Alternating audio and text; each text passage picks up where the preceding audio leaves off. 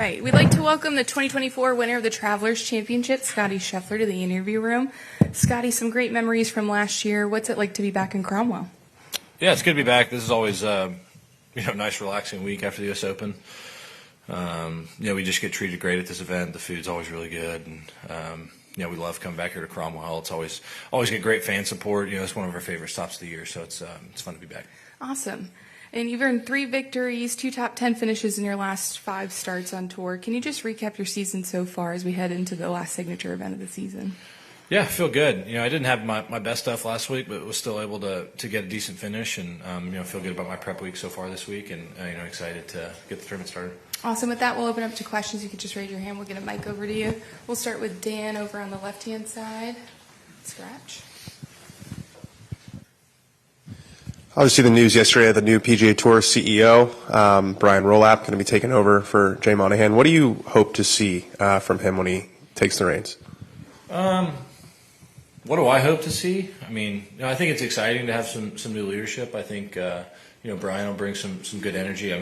Literally the first time I heard him speak was yesterday, so I really don't know much about him. I liked what I heard yesterday. I think our board and Jay and everybody put a lot of research into finding kind of his successor, and to be able to get somebody from the NFL, especially somebody high up at the NFL, I think is pretty cool. The NFL is obviously a very successful organization. He's got a lot of experience and some new thought processes that he can bring to the tour, and I think it's exciting. So you feel like the membership is on board with sort of bringing someone from outside of the golf world into this? I really have no idea. I didn't even get to meet Brian yesterday. I had to leave the meeting like a couple minutes early. It went a little longer than I thought it would, and I had to sneak out at the last second, so I didn't even get a chance to meet him, let alone talk really to anybody else about a new commissioner or anything like that. Really, we had heard some rumblings that was going to happen yesterday morning, but it really only happened a day ago, so I haven't really heard the temperature, but I assume it's all good things. I liked what I had got to hear yesterday, so I would assume that was pretty much the opinion of most people in the room. There definitely wasn't anybody grumbling or shouting or anything like that, so it seemed like all good news. We'll go to down next with the Hartford Current. Yeah, Scott, I just wanted to ask you for your take on JJ's performance at the U.S. Open and kind of what you saw, particularly what you thought, having been in those situations before, which sort of the way he played and the way it played out. Yeah, the conditions on Sunday got really challenging, and JJ's had a very, very solid year. He almost won the Players Championship, and he's had a lot of good starts. He's played some pretty consistent golf. To be honest, I didn't really get to watch anything on Sunday. By the time I finished up, I kind of was getting in the shower and trying to pack up all our stuff and baby stuff, and so I wasn't able to watch too much. But I did see some highlights after, and he almost holed it on 17 off the tee, and he stepped up when he needed to and finished up off the golf tournament. With the way the conditions were on Sunday, it was so challenging, and guys were just falling back on the leaderboard, and we were kind of watching it, thinking I could maybe even sneak in there and post a number, and by the time we finished, it was very obvious I wasn't going to win, and so we were kind of looking at the leaderboard again and being like, somebody's going to go out and win this, but we'll see who it is. And JJ was the one who went out and birdied 17-18, won the tournament, and that's what you got to do to finish off major championships and tournaments out here. It's not easy to win. You got to hit the right shots at the right time, and sometimes get a little bit of luck too. But for JJ to step up and birdie 17-18 in those conditions to win the tournament is pretty special.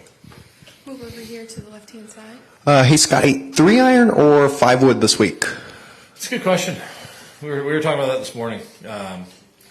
Might even be day by day, depending on wind direction, stuff like that. I'm not totally sure. So the follow-up is you've used a 3-iron almost exclusively for most of your career, I believe, and now this year you've started putting in that 5-wood, 7-wood in between. What is it about it that you're finally comfortable with using that kind of club? Is it your own? Is it changes when you're in your game conditions, or just the technology of the club? Well, I have put in a 5-wood from time to time over the course of my career. I think you maybe just didn't notice it just because I wasn't, as noticeable at tournaments as I think I am now early in my career. Like Torrey Pines was always a place where I tried to put it in just because you get those long par 4s and the rough is playable enough where you're going to – like, for instance, this year I put in at Torrey and we were testing out in the right rough on the 12th hole, and I threw a couple balls down and I hit a few 4-irons that went like 50, 60 yards in the air. I hit some 7-irons that went like 100 yards in the air. And then I took out the 5-wood that went like 160, 170 yards in the air. So coming out of the rough, there's a huge advantage to having a club like that. And then going into some par 5s too. So, for instance, Torrey Pines, there's always a need for it at that tournament. I put it to PGA this year because the greens were so firm.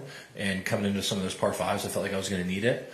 And then the rough there was also going to be an advantage because there was some very long par 4s. And if you get in the rough on those par 4s, I need a club like that to be able to get it out and get it up there somewhere near the green so I can make a par. So those are just a couple of ways. Is that sufficient? Yeah.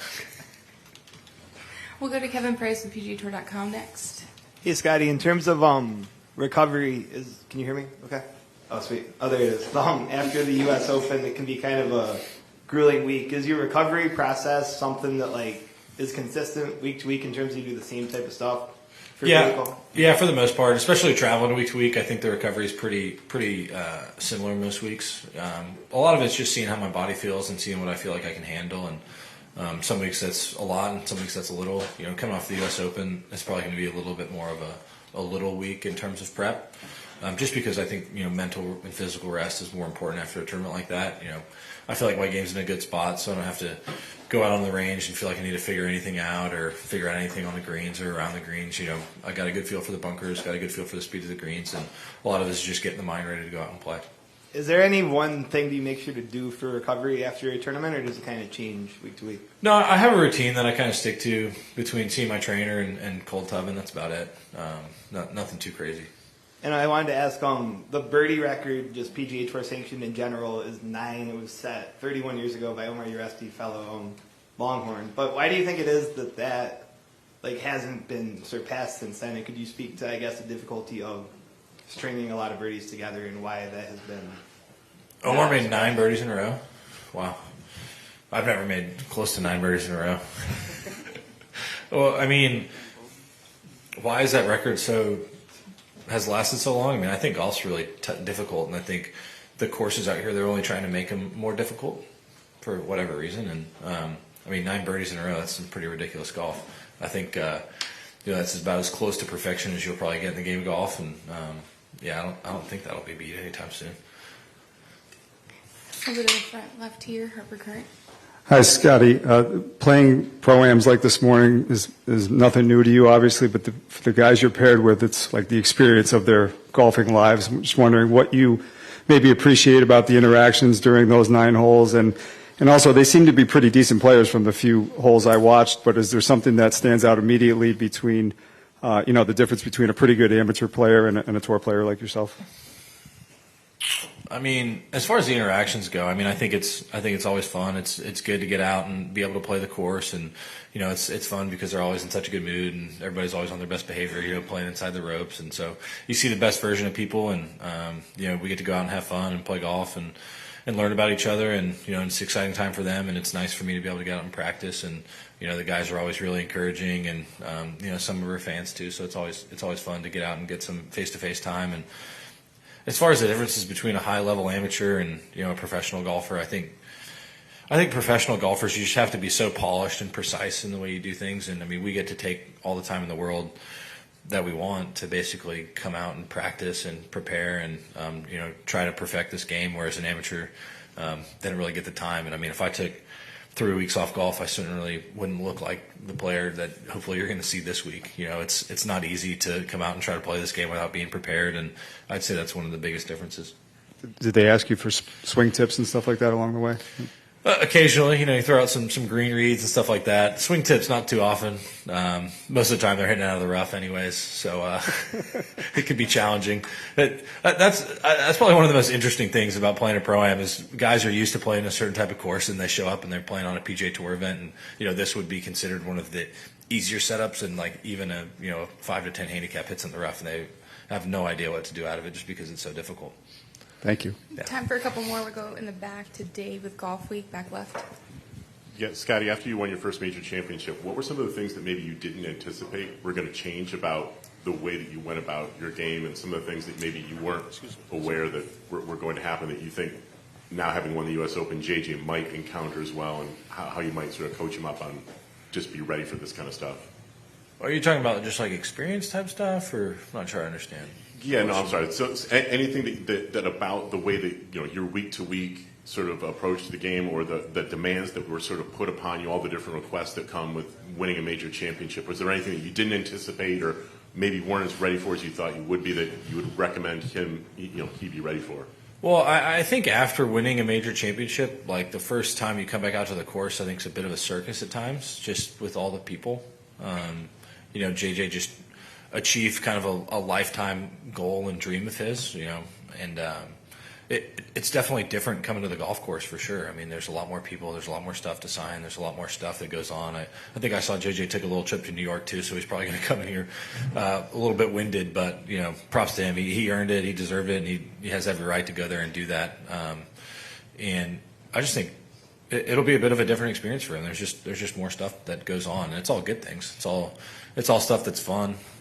He'll certainly be sitting in here in the interview room a lot more than he has in the past, and having that experience on your belt of winning the tournament, and that's probably some of the most pressure that he's felt in his entire career, and he stepped up and hit some amazing shots down the stretch, birdie in 17, 18, and so having that confidence and that experience going forward is going to serve him really well, not only knowing that he can perform under the biggest pressure, but now he knows exactly what that feels like, and when he can go practice at home, now you're preparing, knowing exactly how you feel in those scenarios. That was one of the biggest things I think I learned after the Ryder Cup, was having that experience and then knowing what it feels like under pressure, and then have the ability to go home and then prepare for that.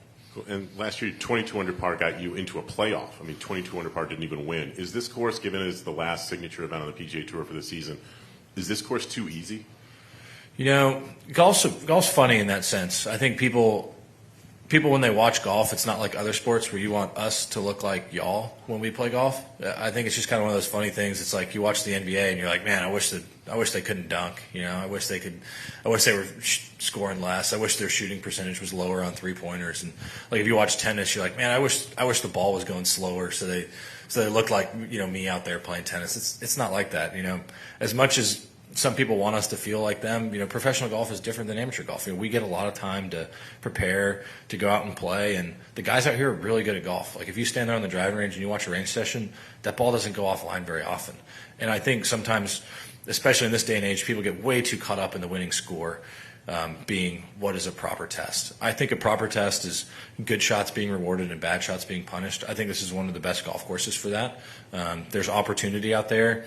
And there's also punishment. Like you look at the closing stretch. 15, if you hit a good shot, you got a birdie opportunity. If you try and bail out right, you're going to be a bunker short right of the green. You're going to have a 40-yard bunker shot. It's a hard shot. 16, if you hit a good shot, you're going to have a good look at birdie. If you bail out and go long, it's a tough chip down the hill. 17, if you hit the fairway, you're going to have a chance to hit in there close to the pin. If you hit in the left rough, you probably can't get to the green. I mean, that's what we look for in golf courses.